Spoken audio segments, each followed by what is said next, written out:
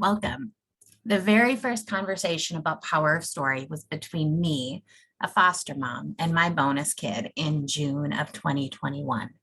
In August, we launched a virtual focus group to see if there was a need and a desire to see foster youth stories captured and given back to them. There was. Now, Power of Story is a Minnesota nonprofit and a Rule 4 child placing agency. The funny thing is, we have no plan to place children, but instead we'll focus on giving youth back their stories. In fact, we envision a world in which everyone has the same person-centered access to their own personal history, stories, and medical information. I'm a big hiker. I love to put the phone away and to use paper maps. The first thing I look for is the little symbol that marks where I am. Once I can find where I am, I can determine the best route to where I want to be. I can plan my next steps. I can estimate how long it's going to take me to get to my destination. And knowing where I am also gives me the power to change my plan, to head back to the car if I want to.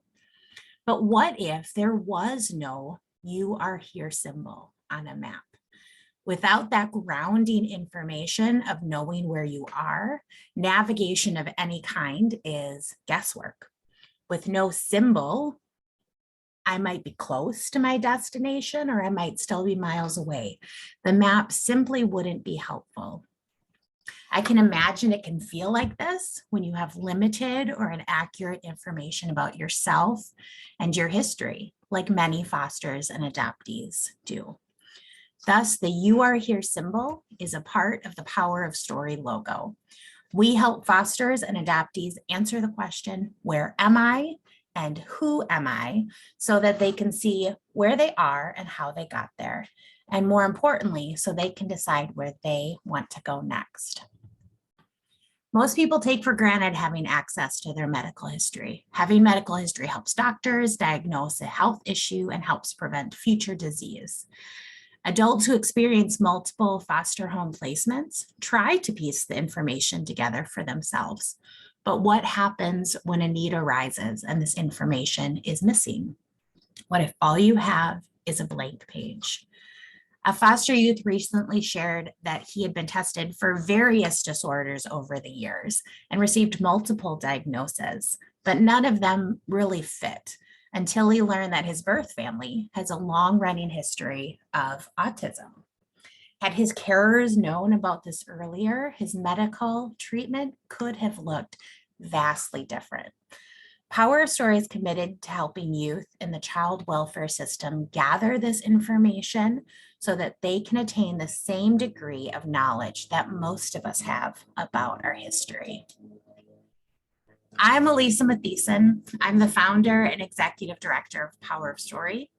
I've worn many hats over the past 20 years, starting off as a 20-year-old who searched for my own history, a foster mom, an adoptive mom, an adoption recruiter, educator, and now founder of Power of Story. Well, when I was working as an adoption recruiter, I worked with a 15-year-old girl. And this is the story of a moment with her that changed my view on the Power of Story forever. I slid the photo across the table. The sweet baby from the photo was sitting in front of me in a now teenaged body, seeing her younger self for the first time. This troubled teen had grown up in foster care, and in a blur of crises, moves, and struggles, she had grown up. And while the foster parents, workers, guardians, and lawyers around her tried to keep her and others like her safe in the here and now, photos and stories of that sweet, toothless baby girl had never been able to be the priority. But this girl deserved to see herself and know that she was once a little baby girl dressed in a sweet ruffled dress, held in the arms of her mother. And the moment captured in this photo was no less true because of the things and the years that had happened since. When she picked up the photo, she said in disbelief, "That's me? But I'm cute." I wonder now how long she had carried with her the belief that she must not have been cute. There must have been something wrong with her for her life to have turned out the way that it did? What could it have meant for her to know that she was this sweet baby, to know that she was precious and lovable, and to be able to ask the questions about her life and her story as she grew? Walking with her and the process to uncover her life story sent my life on a new path to help uncover and fight for the power of young people's stories. Foster youth and adopted people lose contact with those who could light up the darkness of their past. And those who remain with them, their foster parents, their workers, their adopted parents, are often so preoccupied with the day-to-day tasks of life that these extras, like photos and stories, get lost along the way. But to me, there is nothing extra about knowing who you are and where you come from. And I believe that everyone deserves access to their own history and a story that will grow in detail and complexity as they do. Medical history and facts and photos are key. Personal and family stories are less tangible, but no less valuable. I recently completed a history for a baby whose birth mom had stopped coming to visits or responding to the county. She fell off the radar. The adoptive parents were told that the baby was abandoned.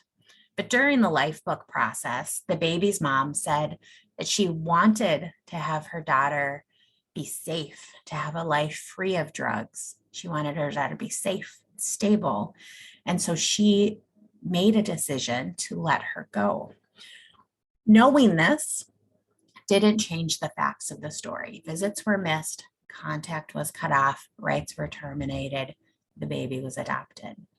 But the impact of the story changed from one of abandonment of a birth mom who simply didn't care enough to return a phone call to a mom who was aware of her situation and she hoped for better things for her daughter's future. And we know that this impacts kids. In fact, research has shown that adolescents and young adults who know their stories do better on virtually every measure examined in this study done by Dr. Robin Fitch. They have higher self-esteem, higher social competence, a higher sense of purpose and meaning in life, and they have lower depression, anxiety, and aggressive behaviors. So if you want your kids to do better, help them know their stories and the stories of their family. In another study done by Debbie Watson and others out of the UK, it's been shown that young people know what they want. In the UK and in Ohio, photo-based books are required for every youth adopted from foster care. And the study showed clearly that youth know what they want in their story. So in my experience, life books generally are fill in the blank pages with some photos. A good life book goes beyond this. So the first thing kids know they want is they want the truth. In my experience, the truth can help young people process the loss of their birth family and understand their adoptive identity. And everyone's story begins with a beginning, a middle, and an end. And the story of foster care includes before, during, and after. And when the story and the truth are missing or it's glossed over, youth are left not understanding the reasons they came into care or why they weren't reunified. And they need a story that makes sense. Why are they not with their birth family? Why could they not return home? It needs to make sense. Simply saying your birth parent loved you so much that they placed you for adoption is not a full story. What are the reasons behind that? How can they fully understand their piece in their story if it doesn't make sense? And the third thing, youth in this study, as well as foster youth and adoptees that I've interacted with, lots and lots of photos are desired by young people. Photos with captions with context provided. If there's a big family photo, that's great. But if you, again, don't know who these people are, it has less meaning than if it's labeled to say this is Aunt Joan, this is Uncle Tony, this is cousin Roberto, who always did X, Y, and Z. That's a much fuller story and a much deeper impact of that photo. We believe all adoptees and foster youth deserve all three of these things, but we know that young people don't always get these three things, or they get pieces or not at all. In a focus group that I did in April 2022 with current foster youth, the pain and void of not having these came through loud and clear. One young man expressed interest in getting his photos from his file, and I had to let him know that there probably isn't any, as gathering in photos in this way isn't standard practice, and that's one of the things we want to change. And he said that he really wished there was some photos, because right now, this 17-year-old has, in his words, very little evidence that he even grew up. Another young woman I worked with in this focus group said that not only did she not have any photos, she got in trouble for trying to look them up on the computer at school. How is it that we have a system that punishes children for trying to see the familiar face of their birth parent, no matter the reasons they are in care? So that brings us to Power of Story. What do? We aim to fill in this gap in life history in a few different ways. Firstly, we complete life books. Those are those photo-based books geared towards the age the child is now. We also complete social medical histories. These are text-based documents, but are really powerful in Minnesota in that they're to be returned to birth parents upon reunification. They can be requested by foster youth at any time and can be given to those who are adopted from foster care at the age of 19. So it's a text document that can be a really powerful tool if done with that youth in mind. For both our life books and social medical histories, we go beyond the typical fill in the blank format. We actually sit down with the young person themselves, ask what they want to know about their history, tell them what we're doing, involve them in the process. And then we go through and we try to talk to birth family, talk to past foster families, current foster families, really get a lot of viewpoints on their history, and then sum it up and get it back to them. For those not in Minnesota, we also host workshops. We have 2 coming up for child welfare workers and foster and adoptive families. There's a vacuum on good education around doing this work, how to do it, what does good history look like, and how can we put it together. And we also elevate the power of story.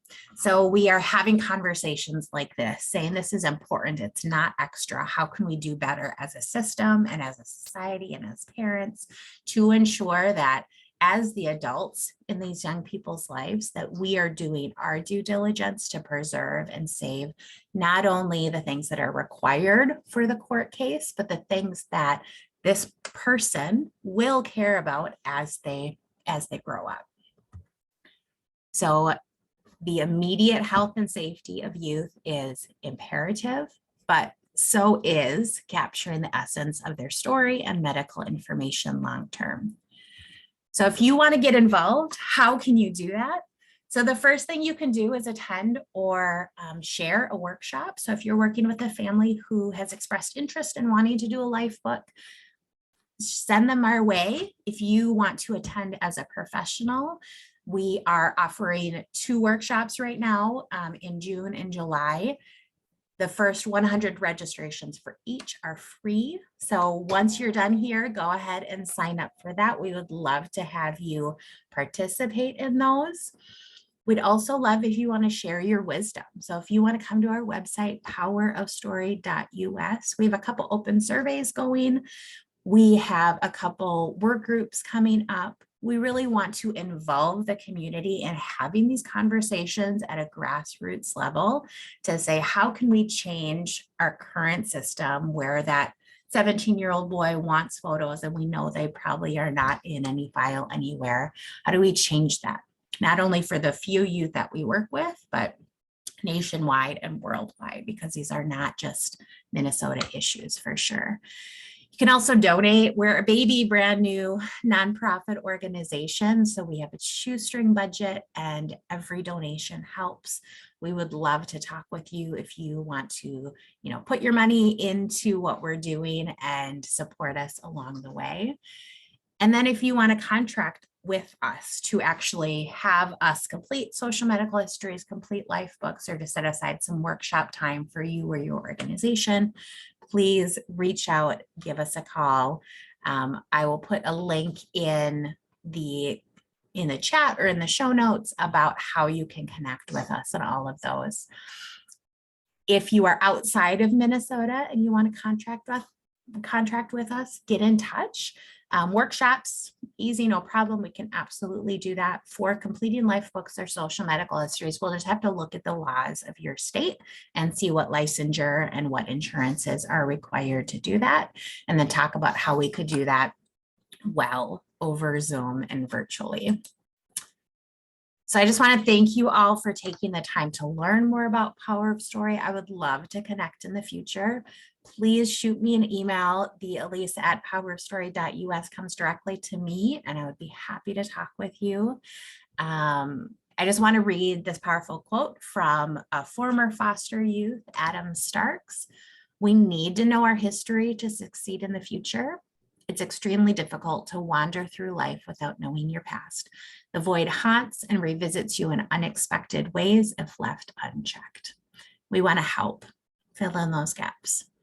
So please fill out an evaluation. Let us know how you found this information session. Was it useful? What else do you want to know about who we are in a general way? And then get in touch. Check us out on the website. Shoot me an email. I would love to chat more. So thanks and have a great day.